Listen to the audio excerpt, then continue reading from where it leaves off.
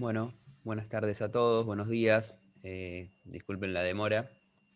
Vamos a estar comenzando aquí, bueno, con la charla de Pablo López Aguilar Beltrán, director de tecnología.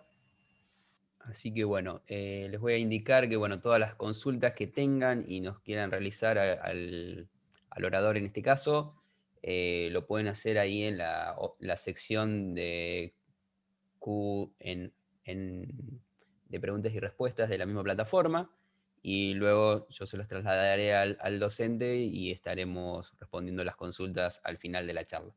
Así que bueno, sin más preámbulos, los dejo con el orador. Pues muchas gracias, David. Bueno, nada, es un placer estar aquí con vosotros. Yo soy director de tecnología de una fundación americana que se llama Anti-Phishing Working Group y que tiene un capítulo europeo que está en Barcelona. Y bueno, desde aquí os hablo desde España, Barcelona, desde un pequeño pueblo que se llama San Carlos de la Rápita. Así que bueno, esta es la maravilla de la tecnología, ¿no? Que podemos aquí compartir información y pasar un buen rato todos juntos. Espero, no obstante, que un día podamos hacer este tipo de eventos físicamente que se echan mucho de menos, ¿no? A ver, para daros un poco el contexto de lo que hacemos en Anti-Phishing Working Group, yo estoy en el capítulo europeo, luego os daré más detalles sobre lo que hacemos, pero fundamentalmente estoy orientado a dos tareas básicas, ¿no? Por una parte, en Anti-Phishing hacemos temas de investigación en proyectos europeos y como Anti-Phishing lideramos toda la parte de comunicación, diseminación y explotación de estos proyectos europeos bueno, una vez hayan acabado y también durante su desarrollo. Y por otra parte, además de toda la parte de investigación, lo que hacemos es investigación, valga la redundancia, pero no en proyectos europeos, sino en temas de phishing. Y luego sí que me gustaría profundizar con vosotros, no para dar ninguna clase a nadie, sino para compartir información que seguro que generamos un debate y que todos juntos podemos hacer que aprendamos a defendernos mejor ante este tipo de ataques.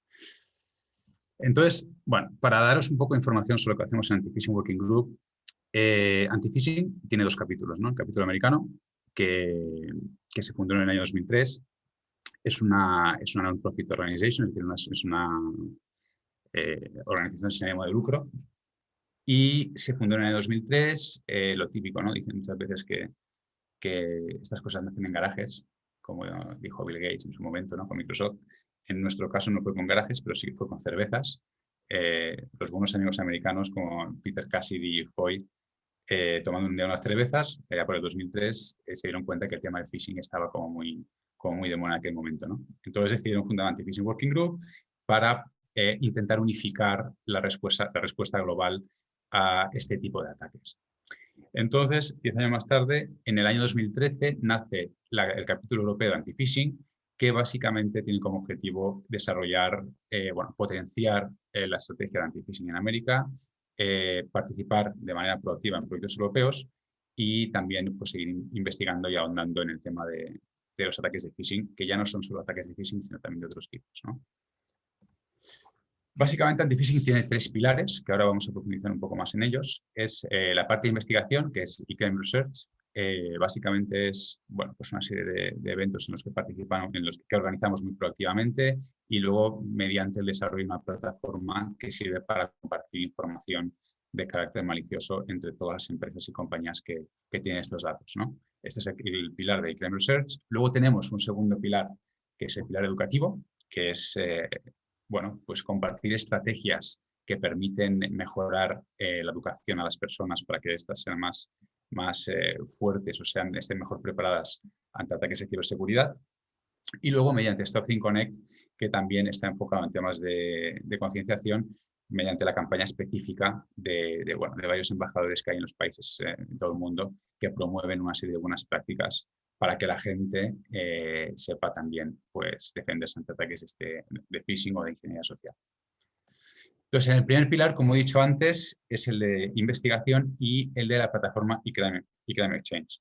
Básicamente, esta plataforma, como veis aquí, tiene como objetivo compartir información de carácter malicioso, es decir, todos nuestros socios de anti-phishing, que ahora mismo son unos 2.200, por ejemplo, tenemos ICANN, tenemos no puedo decir nombres de empresas, pero tenemos antivirus conocidos, tenemos grandes empresas del sector tecnológico, tanto americanas como a nivel global, y estas empresas comparten información de carácter malicioso en esta plataforma, ¿no? Sí que es cierto que allá por el 2003, cuando todo esto empezó, el tipo de información que se compartía era de únicamente URLs de phishing, pero a día de hoy ya no son solo URLs de phishing, sino también de otra tipología, ¿no? Pues está muy de moda también ahora el tema de las criptomonedas. Pues también compartimos información de esa tipología. Aquí, como veis, os he puesto a la izquierda qué tipo de información se comparte en esta plataforma, ¿no? Entonces, todos los miembros que se dan de alta en Anti-Phishing Working Group tienen acceso a esta plataforma, comparten la información y, por ejemplo, empresas como Antivirus lo que hacen es recoger la información que se publica en esta plataforma y la implementan en sus servicios antivirus como herramienta para luchar contra el cibercrimen, ¿no? Entonces tenemos información de tipo phishing, también tenemos el tipo de criptomonedas y otro tipo de dominios maliciosos que puedan surgir. Lo que quiero decir con esto es que ya no estamos solo orientados a temas de phishing, sino que ahora el abanico es muchísimo más amplio. Os he dejado aquí la URL por si tenéis más, por si queréis indagar un poco más para que tengáis toda la información disponible. Bien, dentro de este mismo pilar también publicamos informes cada 4 meses sobre el estado actual de los ataques de phishing, ¿no? Cuál es la actividad que se va generando, cuáles son las tendencias que hay, ¿no? Entonces, sí que me interesaba pues, un poco divulgar esta información. Tengo que deciros que estos informes son de carácter público, pero sí que me parecería interesante ahondar un poco en estos números, ¿no? El último, como veis, este es el último informe que se redactó, se publicó en febrero de este año y consta o lo que hace es aportar información del último trimestre del último trimestre del año 2020, ¿no? Entonces, como veis aquí, lo primero de todo resaltar que el tema del phishing, más allá de disminuir, lo que ha hecho es doblar durante el año 2020. Podemos pensar que eso es por la pandemia, es posible, pero probablemente siga creciendo. Luego hay un tipo de ataque que es BEC, Business Email Compromise. Este tipo de estafas también ha crecido, pasando de $48.000 en el tercer trimestre al $75.000 en el cuarto. Este también es un ataque que hay que tener en cuenta. Y luego también me gustaría resaltar que los objetivos principales de los atacantes suelen ser normalmente los bancos, las instituciones financieras. Claro, esto no afecta únicamente al banco en sí, sino también a los clientes del banco, ¿no? Y bueno, esa es la tendencia. Y también me gustaría aquí comentaros que siempre he escuchado decir que las conexiones vía HTTPS, ¿no? Con el típico candado a la izquierda, eran más seguras. Y este no es el caso, porque como veis aquí, este informe arroja que el 80% de los sitios comprometidos con phishing ya llevan el candado, ya usan encripción de tipo SSL, con lo cual esto ya no es digamos, un parámetro que asegure que la página no sea phishing. Comentaros también que, bueno, como he dicho antes, aquí tenéis el link. Ya os digo, es un informe público, lo podéis ver y podéis seguirlo y podéis descargarlo sin ningún problema. Bien, en este mismo pilar, en la parte de investigación, aparte de los informes y la herramienta, lo que desarrollamos cada año son 2 eventos donde invitamos a ponentes de prestigio a compartir información sobre las últimas tendencias en ataques.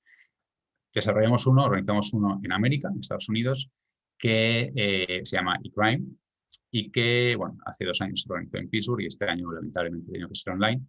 Y en Europa también organizamos otro, que es del capítulo europeo, que hace 2 años fue en Barcelona. Ahora mismo en Europa no sabemos cuándo lo haremos, esperamos poder hacerlo. Normalmente este tipo de eventos lo hacemos con Interpol o Europol, con instituciones europeas. Vamos a ver este año a ver si hay suerte y podemos organizarlo. Y si no, pues o bien haremos un formato online, que yo entiendo que más o menos estamos todos acostumbrados, pero también echamos un poco de menos, ¿no? El volver a vernos físicamente y hacer esos coffee breaks que por lo menos me parecían a mí tan más a menos, ¿no? Y bueno, cuando sepamos las fechas, espero que podamos hacerlo físicamente, pero en tal caso será online este año probablemente. Y luego, En la parte de educación, como hemos dicho antes, ya hemos tocado la parte de investigación. Ahora, la parte de educación, hacemos, bueno, también cada año, desde el capítulo europeo y el capítulo americano, hacemos un simposio de cibereducación. Y básicamente lo que pretende este simposio es compartir estrategias que creemos o que se consideran como importantes a la hora de educar a las personas, ¿no? Cuáles son las tendencias, cuáles son los mecanismos que pueden permitir que las personas se puedan educar de una manera más eficiente, ¿no? Y ese es un poco el objetivo de este simposio que organizamos también cada año. Normalmente también lo organizamos con la institución europea o con un CERT europeo, pero en este año pues también estamos un poco a expensas de ver cómo va evolucionando la pandemia. Esperamos poder organizarlo físicamente y en tal caso, si no es posible, lo haremos vía online. Bien, y luego el tercer pilar de Anti-Phishing Working Group es la campaña Stop Fin Connect, que bueno, que es bastante conocida. Simplemente daros unos números. A día de hoy tenemos 23 países que están siguiendo esta campaña, que tienen todo el material y que están promoviendo las prácticas de Stop Fin Connect. Como veis aquí, los últimos países que se han adherido son Argentina, Rumania y Nepal. Y también se han firmado 35 memorándums de cooperación con ministerios nacionales, con CERTs cuesta traducirlo, con organizaciones sin ánimo de lucro. Y bueno, también tenemos más países que colaboran de manera indirecta con esta campaña. Bien, aquí vamos a cambiar radicalmente de temática y me gustaría hablaros del proyecto local. Como os he comentado antes, en Anti-Phishing Working Group, en el capítulo europeo, estamos muy enfocados en temas de investigación. Y en esa investigación participamos en proyectos europeos, ¿no? Entonces, el proyecto que estamos ahora desarrollando es el proyecto local. ¿Y qué razón de ser tiene el proyecto local?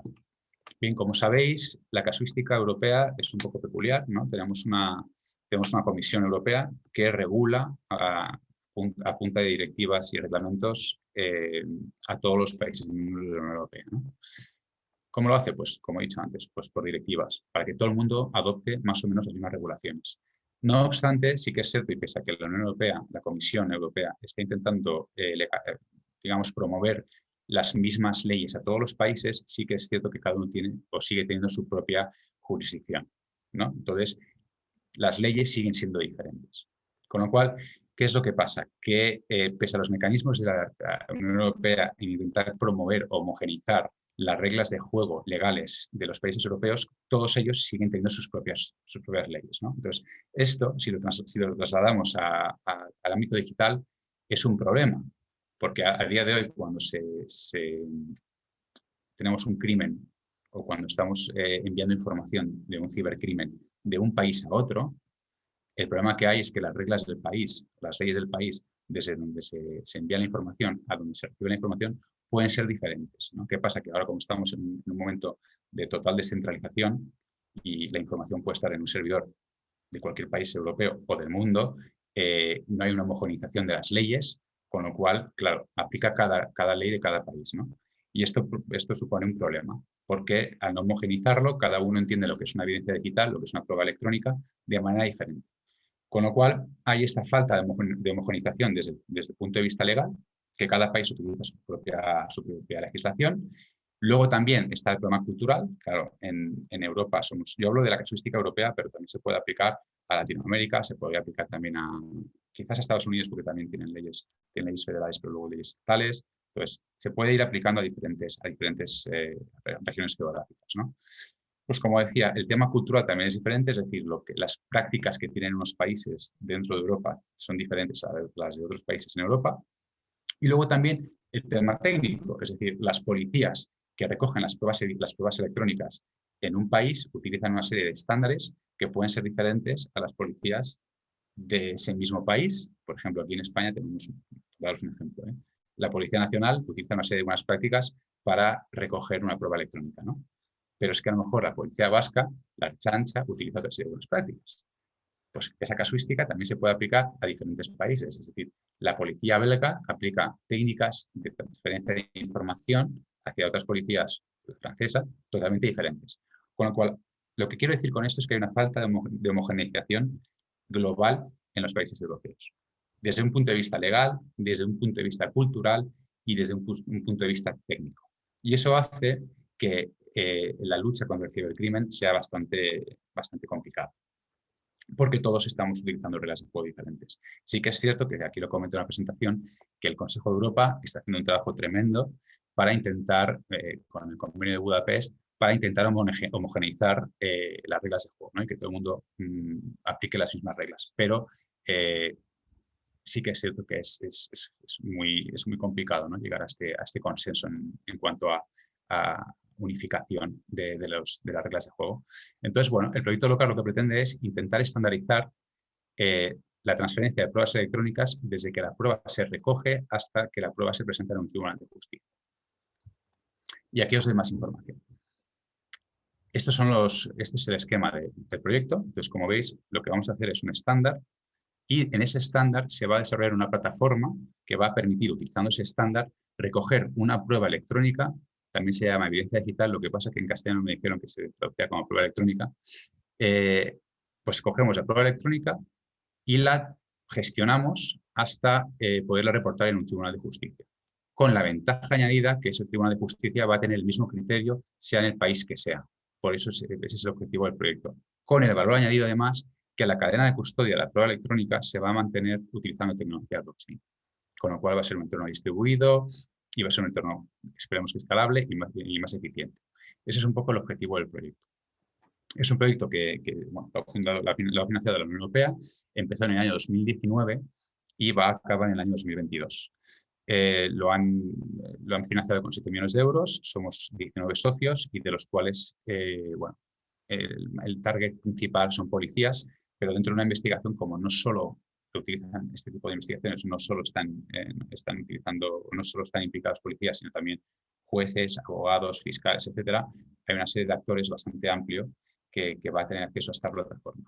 Entonces, bueno, si tenéis más información, me podéis a mí escribir un mail directamente o directamente en ese web del proyecto podéis ver más detalles sobre lo que trata el proyecto. Aquí, para daros un poco un ejemplo de cómo funciona el proyecto, básicamente lo que hace es, tenemos un LIA que, pongamos que esto en verde, ¿no?, es una sola jurisdicción, ¿no? Es un solo país, por ponerlo fácil, porque como os he dicho antes, muchas veces dentro de un mismo país también tienen reglas de juego diferentes. Pero supongamos que en un mismo país tienen las mismas reglas de juego todos los actores, ¿no? Entonces, tú tienes una prueba electrónica, coges y tienes un usuario que es el LIA, que lo que hace es recoger esa prueba y en función de las características de la prueba o de la fase en la que esa prueba se encuentre, la envía al actor que pertocaría, ¿no? Pues en este caso será una policía, o puede ser un laboratorio forense, o puede ser un investigador privado.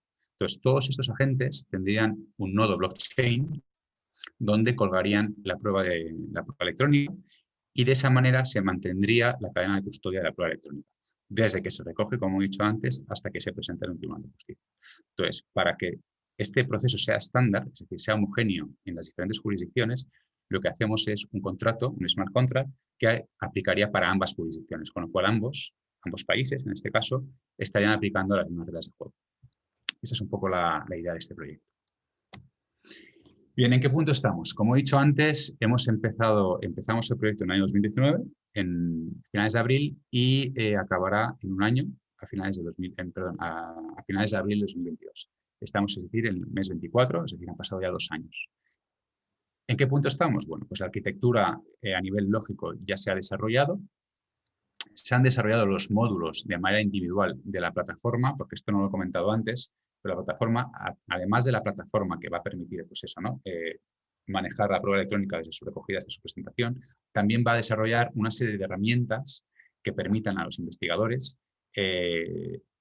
digamos, luchar contra el cibercrimen. Ya sé que esto suena muy genérico, pero, por ejemplo, pongamos que en las redes sociales hay comportamientos que son un poco diferentes, que huelen a que puede ser un pedófilo, ¿no? Por ejemplo, pues estas herramientas lo que van a generar es, en base al vocabulario que se va a ver en las redes sociales, va a poder permitir detectar si una persona es potencialmente un pederasta o no lo es, porque los pederastas en general y este tipo de perfiles utilizan un vocabulario muy concreto. Entonces, Locar, el proyecto, tiene una herramienta que permite ver si una persona es potencialmente un pederasta en base al vocabulario que está utilizando, ¿no? Y aquí estamos hablando ya de técnicas de machine learning y de inteligencia artificial. Es una de las cosas que también va a permitir la plataforma. Vale. No sabía si introducir esto, pero me parece que como Anti-Phishing Group y estamos con SmartPens que están metidos en este tema y son en el tema, así que me gustaría compartir una serie de cosas con vosotros. Como he dicho antes, unas de las cosas, más allá de los proyectos europeos que estábamos haciendo, en base al tema de las pruebas electrónicas y de LOCAR, también hacemos temas de investigación, ¿no? Entonces, una de las cosas que hacemos es pues, investigar sobre phishing, entre otras cosas, pero también sobre phishing. Y me gustaría compartir con vosotros una serie de reflexiones que yo he tenido durante este tiempo. Cuando yo voy a Google y busco phishing definition, no me acaba de quedar clara cuál es la definición de phishing, ¿no? Porque como veis aquí, es lo que hice hace un tiempo, ¿no? Puse phishing definition en la barra de búsqueda de Google y me salían pues, una serie de definiciones, ¿no? Aquí os he pegado algunas de ellas. No soy fan de Wikipedia, tengo que decirlo, pero bueno, siempre hay que ponerlo porque es una de las primeras que te sale, ¿no? Y entonces entiendo que la gente es susceptible de ir a ese tipo de definiciones cuando le aparecen los resultados, ¿no? Entonces, como vemos aquí, al poner phishing, te dice que es un ataque de ingeniería social, eso está bien, y que te dice que el tipo de información que pretende robar el ataque de phishing es, pues, credenciales, números de tarjeta de crédito, etcétera, ¿no? O sea, no especifica demasiado bien el tipo de información, simplemente dice que son tarjetas de crédito o credenciales de acceso. Bien. Y aquí, en la definición de Wikipedia, pues te dice que es información sensible. Habría que definir qué es información sensible. Como, por ejemplo, nombres de usuario, contraseñas. También aquí hace referencia a las tarjetas de crédito, ¿no? Y te dice que, bueno, te habla de comunicaciones electrónicas, que es un término poco curioso. Este es un ejemplo, ¿no? Entonces, aquí tenemos otro. Aquí ya, este me ha parecido interesante porque te habla ya del concepto de social networking. Entonces, pues, es como que tampoco he visto yo tantas definiciones de phishing que hablen de este concepto. Te habla de eso, con lo cual parece que hay, como que hay una cierta disparidad en el entendimiento de lo que es un ataque de phishing.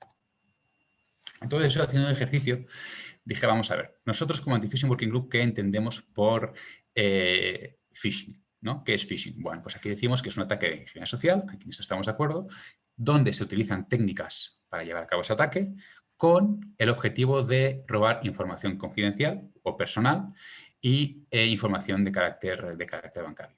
Esto es lo que nosotros como Anti-Phishing Working Group estamos transmitiendo.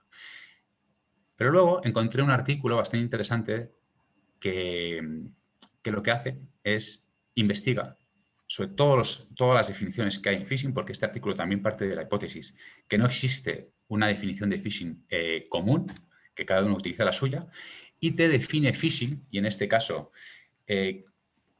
después de después de analizar todas las posibles definiciones, acaba deduciendo, os invito a que lo leáis porque es bastante interesante, porque como que analiza no sé si son 50 o 60 artículos de phishing y acaba deduciendo que justamente phishing para este artículo es, lo traduzco en castellano, lo tengo que apuntar porque me sale en inglés. Phishing es un acto escalable de engaño donde la suplantación de identidad se usa para obtener información de la víctima. Y todas estas palabras tienen su razón de ser, ¿no? Es escalable porque una vez entras, entiendo que entiendes escalar privilegios, intentas suplantar la identidad de una víctima, de una fuente, para obtener información de la víctima. Pero no te habla de qué tipo de información que se quiere robar, como así lo hacían otras definiciones, ¿no? Entonces, me parece interesante simplemente comparar las diferentes tipologías de definiciones que hay, porque veréis que, como veis, no está ni mucho menos clara cuál es la definición de phishing. Entonces, personalmente, yo creo, si tengo que ser sincero, no sé qué es phishing, porque si voy a internet no encuentro una definición que sea homogénea y cada vez, pues bueno, cada fuente tiene su propia definición y creo que es un término muy amplio y probablemente cuando preguntamos a expertos, que habría que ver lo que es un experto en phishing, pero cuando preguntamos a expertos cada uno probablemente diga una cosa diferente o como mínimo se genera un debate, ¿no? Y si se genera un debate mucho mejor porque siempre se puede aprender de ello, ¿no? Entonces, mi opinión personal es que creo que no existe una definición común del término phishing. Bien. Aparte de qué es el phishing, ¿por qué el phishing? ¿No? Si entendemos que el phishing es un vector de ataque que va hacia correo electrónico, ¿por qué? ¿Qué razón de ser tiene este ataque? ¿Por qué es tan prevalente a día de hoy? Bueno, pues es sencillo, ¿no? Y más con la pandemia quizá haya cobrado más sentido aún. Según este informe de Radicati Group, que son bastante conocidos también, dice que en el año 2020 se enviaron 4 billones con B de emails durante ese año. 4 billones. Y en 2024 se van a enviar 4,5 billones. Probablemente sean más, porque habrá que ver cuáles son las consecuencias de la pandemia, porque probablemente mucha gente empieza a trabajar más en remoto de lo que lo hacía antes. Es decir, que 306 billones de correos se enviaron al día en 2020. 306. Eso quiere decir que 3,54 millones de correos electrónicos se envían cada segundo. 3,54 millones. ¿Por qué el phishing es tan prevalente? Pues que es que se utiliza de manera masiva. Con lo cual es obvio que se utiliza de manera masiva y además intenta explotar una vulnerabilidad que es la del ser humano, que siempre es más barato, ¿no? Pero bueno, 3,54 millones cada segundo de emails es muchísimo y es evidente que ese uso masivo fomenta que el phishing esté a día de hoy tan de moda. Esto es otra reflexión que me gustaría hacer con vosotros. Probablemente no tenga ningún tipo de importancia, pero un poco en relación a lo que decía antes, que el phishing no tiene una definición estandarizada o homogénea. No tengo claro, y esta es mi opinión personal, no tengo claro si phishing es un vector de ataque o es una técnica de ataque. Es una técnica que se utiliza en vector de ataque. ¿Por qué digo una técnica? Porque cuando cada día hay más palabras como smishing, como vishing, como faxing, que parece que entienden la palabra phishing como una técnica, porque dicen SMS, que SMS sería el vector de ataque, over phishing, ¿no? Quiere decir que utilizan la técnica de phishing con mensajes de texto, ¿no? O phishing.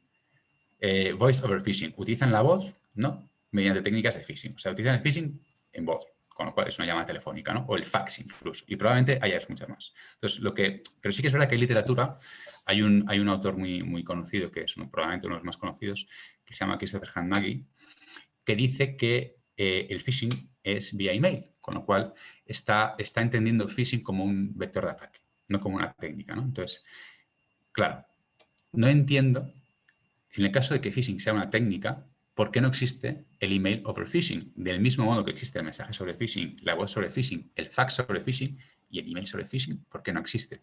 Y bueno, pues no sé si algún día a lo mejor sale esta palabra, no sé si existe la verdad, pero entiendo que si se utilizan esas palabras, pues phishing tampoco sería tan alocado pensarlo, ¿no?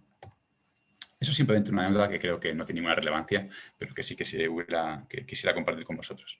Bien, luego, otra de las cosas que hemos visto a lo largo de los años es que, si bien es cierto que los ataques de phishing son siempre pues diferentes y utilizan diferentes técnicas probablemente para llevar a cabo sus ataques, sí que tienen una serie de patrones comunes, ¿no? Entonces, a mí me gusta diferenciarlo en 4 fases diferenciadas.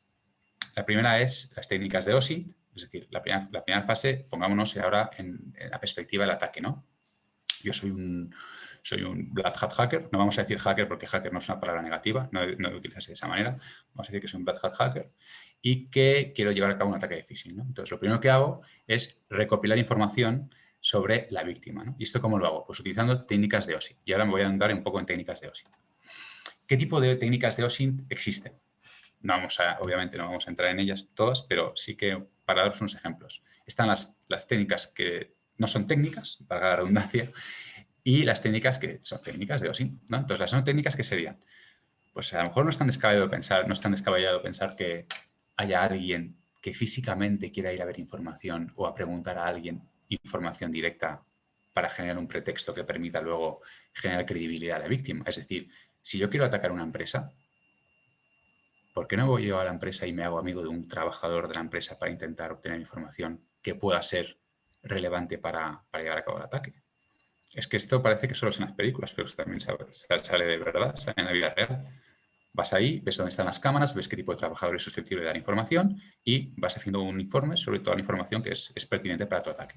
Esto es la parte no técnica. Luego, la parte técnica de OSINT, pues es básicamente utilizando herramientas, las fuentes disponibles en Internet que están publicadas, son públicas, y es recoger información pública de la víctima. ¿Con qué se hace esto? Bueno, pues una serie de herramientas. Yo aquí he puesto unas de ellas. obviamente no están todas, pero bueno, hay herramientas como Webme, Maltego, Foca, que es para los metadatos, que va súper bien, Whois, que todo el mundo conoce, o sencillamente los operadores de Google. Con los operadores de Google podemos encontrar información realmente valiosa y relevante sobre potenciales víctimas. Así que, bueno, esto es la primera fase donde tengo bastantes herramientas a mi alcance para poder ir recogiendo información sobre la víctima, ¿no? No os riáis, esta imagen es hace 5 o 6 años. Ahí, joder, es que es la foto más decente que he encontrado en los últimos 5 o 6 años. Imaginaos lo mal que estamos, ¿no? Quise hacer hace un tiempo un experimento y decir, vale, yo que no tengo experiencia en herramientas de OSINT, no me dedico a ello, y quería probar un momento a ver cómo de difícil para una persona que no tiene experiencia como yo, cuán difícil sería, ¿no?, recoger información sobre mí mismo en Internet. Lo podía haber hecho sobre otras personas, sobre mi madre, sobre mi novia, pero bueno, para evitar una discusión, dije, voy a hacerlo sobre mí mismo y así no hay ningún problema, ¿no? Entonces dije, vale, voy a hacer una prueba yo. Entonces utilicé una herramienta que se llama Maltego, la versión gratuita, que bueno, pues tiene una serie de funcionalidades que, aun y siendo gratuita, me permitía recoger pues, información bastante interesante, ¿no? Entonces, la primera fase era empezar por mis redes sociales. Es decir, basta que yo sepa cuál es el perfil de mi víctima en las redes sociales para que yo empiece a tirar del hilo, ¿no? Entonces, yo cogí y dije, vale, pues mi red social es esta, en Facebook, esta es en LinkedIn, y empiezo a tirar del hilo. Pues simplemente tirando del hilo, así, sin dedicar demasiado tiempo, ya conseguí pues, una red de relaciones sobre mi perfil que ya me empezaba a dar información, ¿no? Entonces, pues yo conseguía, pues, como veis aquí, direcciones de email, números de teléfono, dominios relacionados con proyectos que yo he participado o webs que he podido desarrollar en algún momento, etcétera, etcétera, ¿no? Si yo sigo ampliando la búsqueda, pues, como decía, pues redes de amigos míos con los que yo estaba estudiando a lo mejor en la universidad, nombres de servidor, correos electrónicos, números de teléfono. Y además es que como yo sabía que esa información, es que yo realmente lo veía y decía, es que esto es verdad, es que este teléfono era el mío en aquel momento y este era mi amigo. Bueno, este no porque no me cae bien, pero a lo mejor este sí era mi amigo, ¿no? Entonces, claro, digamos que la red que se va formando con únicamente esos atributos, pues era bastante interesante. Incluso lo que hablábamos antes de los metadatos, ¿no? IPs y ubicaciones. Es decir, cuando yo hago una foto con el móvil, si depende cómo esté configurado el móvil, a lo mejor dejo una serie de metadatos ahí en las fotos que luego subo a la red social, a Facebook o a LinkedIn, y me aparece ahí la ubicación donde yo estaba. Eso, para un atacante, es información muy valiosa. Puede ser muy valioso para generar un pretexto que genere credibilidad, ¿no? Y hasta, pues bueno, pues en los proyectos que estuve participando, hasta la tecnología de las herramientas que estaba utilizando, ¿no? Pues a lo mejor se hacía una página web pues en WordPress o se utilizaba un plugin de Contact Form 7, pues esto. Entonces, esto también me está dando información como atacante para ver qué tipo de malware, qué tipo de ataque voy a llevar a cabo. A lo mejor puedo explotar una vulnerabilidad que hay en este WordPress o puedo explotar una vulnerabilidad que hay aquí. Con lo cual, toda esta información es de sobra suficiente para generar un pretexto que, si quisiera, genera credibilidad a una víctima. Y esto es como una herramienta gratuita sin tener experiencia del uso de esta herramienta. Bien, supongamos que ya tenemos la información recopilada y ahora el siguiente objetivo es generar un pretexto, es decir, construir un pretexto. Entonces, aquí no he querido hacer un ejemplo, pero sí que me interesaba recoger cuáles son los pretextos que eran más comunes a día de hoy, aprovechándose pues, de la situación actual, ¿no? Y como veis aquí, pues esto es un informe que saqué de Interpol. Es obvio, ¿no? La mayoría de pretextos, bueno, pues están relacionados con el tema del COVID. Tenemos aquí, pues, donaciones para el COVID, es decir, los atacantes están desarrollando pretextos hacia sus víctimas, pues, utilizando, pues, esto. Donaciones, vacunas para la enfermedad, etcétera, etcétera, etcétera, ¿no? Entonces, esto hay que tenerlo en cuenta y es probable pues, que esta tendencia siga en aumento durante el próximo año. Bien, ya tengo mi pretexto y ya es un pretexto que va a generar credibilidad porque previamente ya he recogido información sobre la víctima, ¿no? Entonces, ahora tengo que preparar mi ataque. Entonces, tampoco quiero andar mucho en este punto, pero ¿qué es lo que va a buscar un atacante cuando desde un punto de vista técnico, ¿qué va a intentar un atacante, ¿no? ¿Cuál es su objetivo? Pues obviamente bypassear una serie de herramientas técnicas, ¿no? Entonces, lo básico, no voy a ahondar en este tema, pero lo básico que es para que un filtro no detecte tu email, pues bueno, pues que el atributo from, es decir, que la fuente sea conocida, que a lo mejor tenga un dominio parecido o que sea el mismo, que a quien tú vayas a contestar también sea conocido, que sea del mismo dominio, de un dominio parecido, o un dominio que no esté indexado en las páginas negras, en una lista negra. Esta es una técnica que se utilizaba hace un tiempo, pero hemos visto que se sigue utilizando de vez en cuando, que es introducen texto en imágenes para que el filtro no pueda detectar que el texto es malicioso o potencialmente malicioso. Y luego también lo que hacen es, haciéndose pasar por una URL de confianza, ¿no? Este sería el ejemplo, ¿no? www.trustedcompany.com, ¿no? Pero si aquí veis, hay una variable donde se introduce el dominio malicioso, ¿no? Entonces, una vez, si tú apretas, haces clic en este enlace, en vez de llevarte a este link, te va a llevar a el link que está dentro de la variable URL, ¿no? Y esto es una de las técnicas, entre otras muchas, que utilizan los atacantes. Otra manera de intentar evadir los filtros de los emails, bueno, pues lo que hacen muchas veces es, cuando recibes un email en tu empresa, en tu casa, bueno, en tu casa no quiero ni pensarlo, pero en tu empresa, que en teoría tiene una serie de firewalls y de herramientas que permiten filtrar los emails, lo que hacen es, no están, ¿cómo se dice? No están añadiendo ningún archivo adjunto en el email que pueda ser malicioso. A lo mejor lo que hacen es simplemente añadir un PDF, que es totalmente legítimo y que no tiene ningún tipo de maldad, pero dentro de ese PDF hay un texto donde se te invita a clicar en un sitio que sí te va a descargar el software malicioso, ¿no? El payload. Entonces, son técnicas. Tú recibes el email, tienes un PDF adjunto que no tiene ningún tipo de... que lo abres y no te genera nada, pero sí que en ese texto puede haber un fichero, porque hay un link que te descarga un fichero que te descarga el malware, ¿no? Bien, luego vamos a hablar aquí de un atributo de HTML5, que es el download, ¿no? El de descarga. ¿Qué quiere decir esto? Yo imaginaros que recibo un email, ¿no? Y este email tiene un adjunto que es un PDF, donde, pues, no sé, a lo mejor yo tengo un pretexto donde mis trabajadores de la empresa tienen que instalarse un programa porque van a trabajar en remoto y les envío este PDF. Y este PDF no tiene en principio no tiene ninguna maldad, ¿no? ¿Qué pasa? Que una de las cosas que se dice muchas veces que hay que hacer para comprobar que un email sea legítimo es poner el cursor encima, ¿no? Entonces, lo que puede pasar muchas veces es que yo aquí veo este fichero, que es un PDF, realmente es un PDF, pero si yo pusiera aquí, no porque esto estoy presentando, pero si yo pusiera aquí el cursor en un email real, probablemente lo que vería es que lo que me voy a descargar no es el PDF VPN-instructions, sino es un malware ejecutable.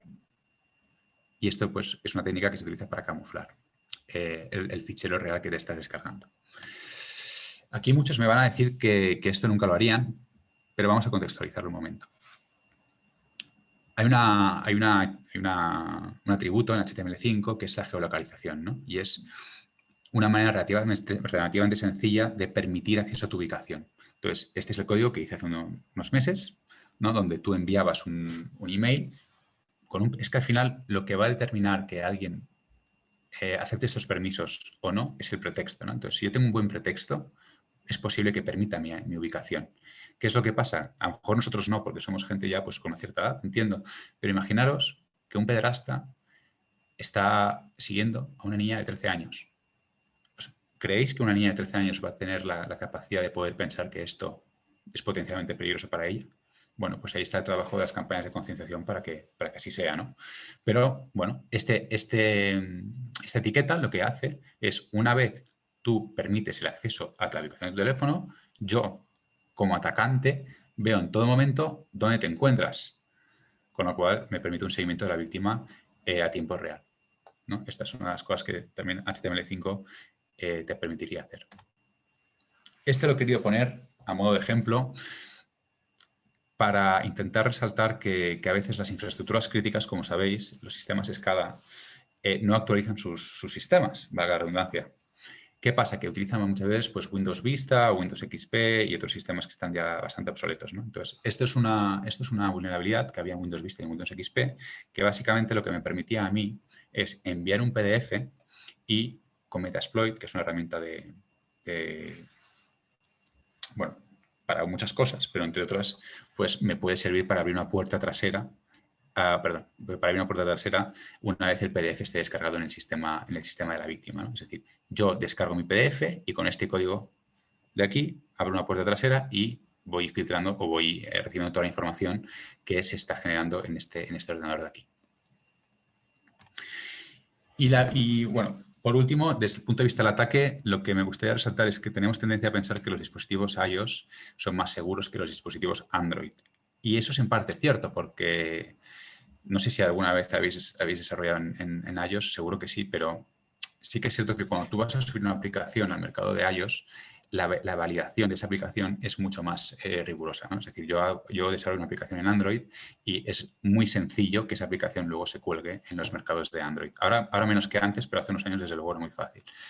No obstante, en iOS, para que una aplicación se valide y se cuelgue en el mercado de Apple, sí que tiene que pasar una validación mucho más rigurosa. ¿Qué pasa?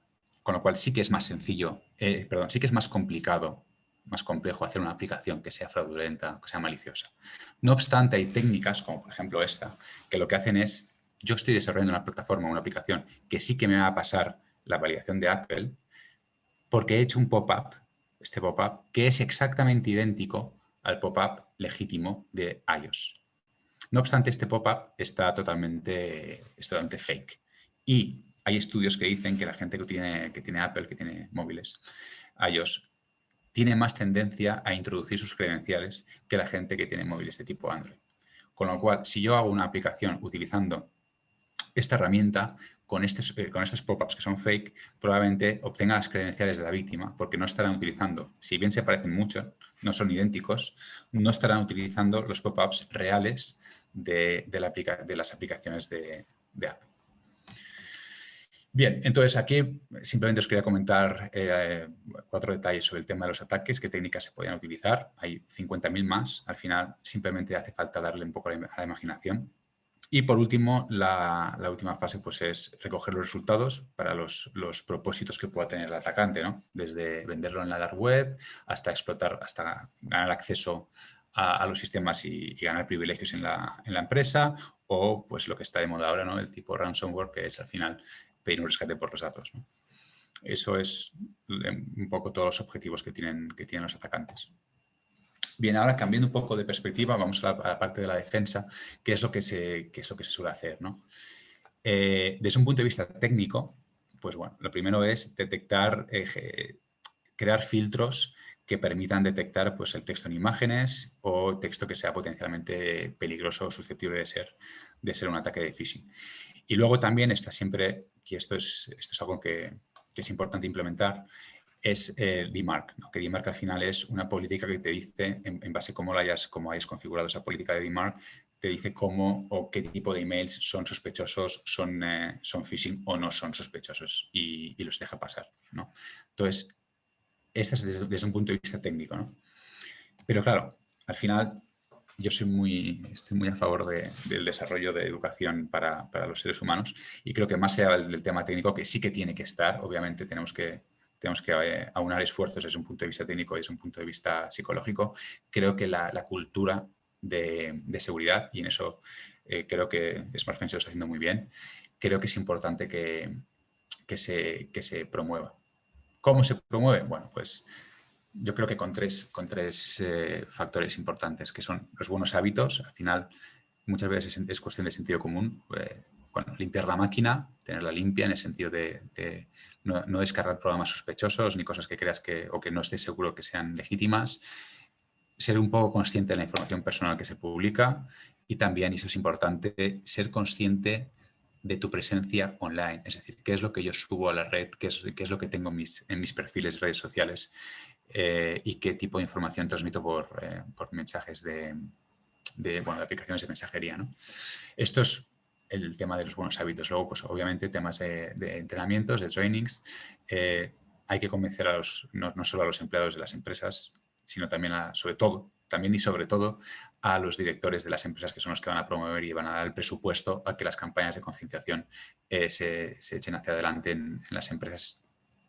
Y obviamente, pues, temas de gamificación, no pueden ser unos entrenamientos que sean complicados ni tediosos, y obviamente tema de premiar a las personas en ese esfuerzo educativo, ¿no? Es decir, que no se perciba como algo negativo desde el punto de vista de un empleado, que no sea algo negativo el hecho de haber caído o haber sido víctima de un ataque de phishing en un entrenamiento, sino que se vea como una mejora o una posibilidad de mejora ante ese tipo de ataques, ¿no?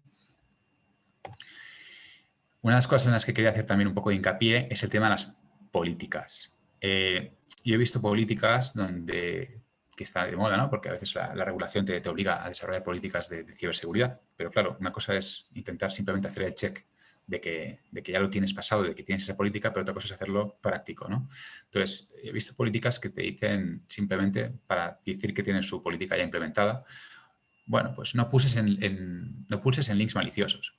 Ya, pero es que eso no, a lo mejor no está dando ningún tipo de información a la persona que realmente tiene que utilizar los sistemas cada día. Entonces, en vez de decir no utilices links maliciosos, a lo mejor sería conveniente decir qué es un link malicioso, cuál es el objetivo de un link malicioso y qué pasa si pulsas en un link malicioso, ¿no? Una política de ejemplo que escribí hace un tiempo, ¿no? Donde yo, por ejemplo, primero, si voy a hablar de phishing, defino lo que creo que es phishing, ¿no? Aquí he puesto pues la definición que tenemos en anti-phishing, ¿no?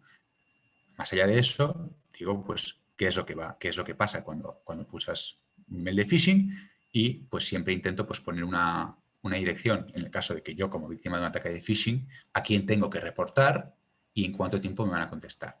Y al final, pues bueno, decirles que es importante porque al final la responsabilidad no es de solo el trabajador en sí, sino que puede repercutir a toda la compañía, ¿no? Y para acabar mi presentación, nada, simplemente eso, ¿no? Que yo estoy muy enfocado en el factor psicológico de las campañas de phishing, que sí que es cierto que el tema técnico se tiene que utilizar, desde luego, pero creo, y esto es una opinión personal, que se están abordando las campañas de phishing desde un punto de vista muy genérico y no se está teniendo en cuenta el factor psicológico que hace que las personas sean más susceptibles o menos a ser víctimas de ataques de phishing, ¿no? A lo mejor hay personas que, en función de su personalidad, pueden ser víctimas a un tipo de ataque de phishing o tienen más posibilidades de ser víctimas de un ataque de phishing que otras personas a ser víctimas de otro tipo de ataques de phishing, ¿no? Y entonces a lo mejor habría que desarrollar campañas un poco más efectivas en este aspecto, ¿no? Hacer un análisis psicológico de las personas y en cada una de ellas ver cuál es, digamos, el tipo de phishing que genera más probabilidades de éxito a ese tipo de personalidad. Y es un poco la reflexión final que os quería dejar. Y nada, esto ha sido todo. Espero que no os haya aburrido mucho y que haya hablado más o menos lento, porque entiendo que siempre tengo tendencia a hablar muy rápido, o sea que espero que se me haya entendido más o menos bien.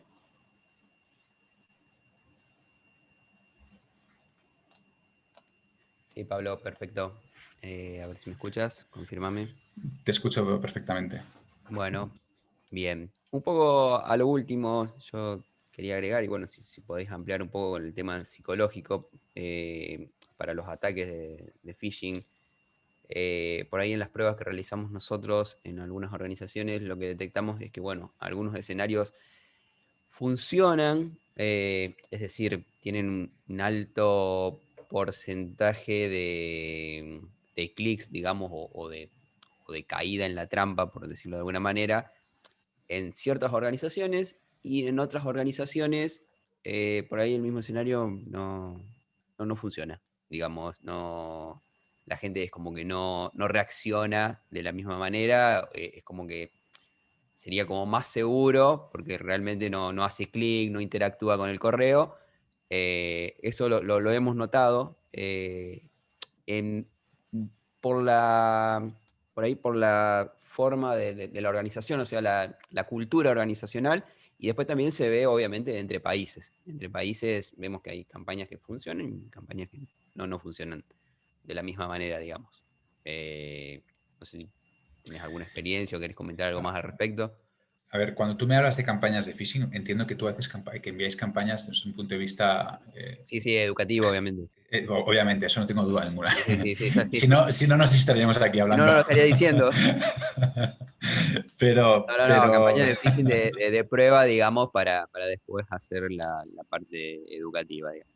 bien, pero ahí hay una serie de variables que, claro, es que es muy genérico decir que como hay tantos clics, esta empresa es más resiliente a los ataques de phishing que otra empresa que tiene menos clics, ¿no? O al revés. Es decir, no sé si el número de clics es un indicador seguro para definir la cultura de ciberseguridad de una empresa. Es decir, hay una serie de variables, ¿no? Por No, no, ejemplo, no, no, porque te puede variar incluso de un escenario a otro. No, no, no, no, no es un indicador, digamos, único, sino que es un indicador más que, bueno, tiene que estar ahí relacionado con otros indicadores.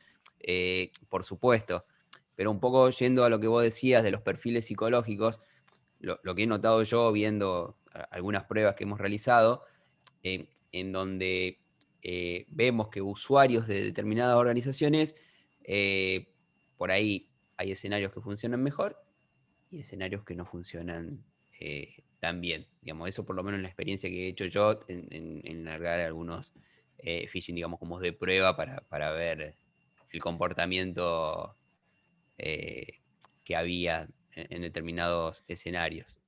a lo mejor sería interesante analizar los pretextos que utilizáis para llevar a cabo esas campañas de phishing. A lo mejor hay pretextos que, en función de la empresa en la que estés trabajando, tienen más credibilidad que otros pretextos de la empresa. Es decir, a lo mejor hay pretextos que son mucho más efectivos que otros y no tienen por qué ser iguales. En el sentido de que ah, no sé qué tipo de empresas tenéis de trabajo, pero a lo mejor hay pretextos que sí que generan credibilidad y las víctimas se lo creen y cuando ven el mail de phishing dicen, oye, pues esto tiene credibilidad porque habéis recogido información que genera credibilidad. Pero a lo mejor en otra empresa la información que habéis recogido no es lo suficientemente valiosa para la víctima como para que genere credibilidad en la fuente. Ah, A lo mejor puede ir por ahí. O si no, también hay otra cosa, pero esto ya sería ahondar mucho más en el tema y es hacer perfiles psicológicos a las víctimas, a cada víctima, para ver cuáles son sus rasgos de personalidad y en base a esos rasgos de personalidad hacer un ataque de phishing definido solo para ese tipo de rasgo. Es decir, imagínate que ahora con el tema de la ansiedad de la pandemia, ¿no? O sea, hay estudios que dicen que se está generando mucha ansiedad porque la gente está en casa, no puede salir, eh, eh, no puede hacer grandes cosas, ¿no? Aquí, por ejemplo, en España hemos podido ir a cenar hace poco, ¿no? Era como la gran cosa ir a cenar fuera. Y, y tú imagínate que esta ansiedad a lo mejor tiene un factor de impacto en la susceptibilidad a ser víctimas de un ataque de phishing. Es decir, la ansiedad puede fomentar que la gente sea más susceptible a padecer ataques de phishing. Y si hacéis un test psicológico a esas personas y veis que hay X personas que tienen más índice de ansiedad que otras, a lo mejor en la empresa donde hay más ansiedad, hacéis un ataque de phishing, veis que hay más ratio de clics, es decir, que la gente cae más en esas empresas, en esos mails. A lo mejor podéis relacionar la ansiedad con la susceptibilidad a ser víctimas de ataques de phishing. Pero lo que quiero decir es que habría que hacer un test psicológico de personalidad a los trabajadores para determinar si realmente esos factores psicológicos tienen una relevancia en la victimización de las personas a ataques ah, de phishing. también, también. Igual el atacante, digamos, es como que más genérico, tira más Bueno, cantidades. Pero depende de qué igual, sí, técnica hay tenga. temas que se han repetido. Bueno, un poco eran los que habías planteado vos, bueno, de vacunas, de COVID y etcétera. El año pasado prácticamente todos los ataques apuntaron a eso. Y bueno, todos los reportes que hemos leído, los que estamos en el ambiente, y bueno, tú también los has mencionado, tenían que ver con, bueno, con la pandemia. Hubo La mayoría. ataques, Mm. sí, sí, sí, mucho ransomware y muchos ataques de phishing relacionados con eso, que bueno, que es algo que bueno, estábamos todos pendientes, De- obviamente, y, Desde y luego. sobreinformados, digamos. Pero bueno, sí se entiende. Por ahí mencionaste el tema de los SSLs, bueno, que ya dejó de ser, digamos, un requisito como que te daba seguridad el ver el candado. Eh, pero bueno, o sea, igual la recomendación yo creo que es mejor que esté el candado a que no esté, pero bueno, ya no dejó de ser, digamos, una situación determinante. Exacto, digamos que el candado Es no, una, no resta, pero tampoco suma tanto. sería, no es, es necesario, pero no es suficiente, como en matemáticas. Efectivamente, efectivamente. Está Ya bien. te digo, según el último informe, un 80% de las webs de phishing tenían el candado. Entonces, también puede ser peligroso que la gente vea el candado y ya por tener el candado crean que ya están a salvo. Que ya está. Sí, Entonces, sí. O sea, vamos a tener que ahora, la misión ahora es capacitar en eso. efectivamente, Que no sean, que no es un seguro 100%. efectivamente, Bueno, sí. incluso ahora, incluso hay navegadores bueno, que están bloqueando todo lo que es HTTP. Si no es HTTPS directamente, no te dejan acceder a determinados sitios con determinadas características. Bueno, eso está yendo todo hacia HTTPS, así que en un momento va a ser el 100% de Internet HTTPS, así que Y no va a ser en consecuencia todas las páginas de phishing van a tener HTTPS, con la HTTPS, cual... obviamente, Exacto. obviamente. Bueno, yo te quiero agradecer por tu participación en el día de hoy, en esta capacitación. Espero que nos veamos en alguna otra actividad, o bueno, nos Ha sido un crucemos en placer, algún de verdad, ¿eh? otro lado. Agradezco mucho la invitación que me habéis No, por ofrecido. favor, te agradecemos a ti la participación, bueno, a la gente de Táctica Edge que ha organizado el evento y bueno, de parte de SmartFence le agradecemos.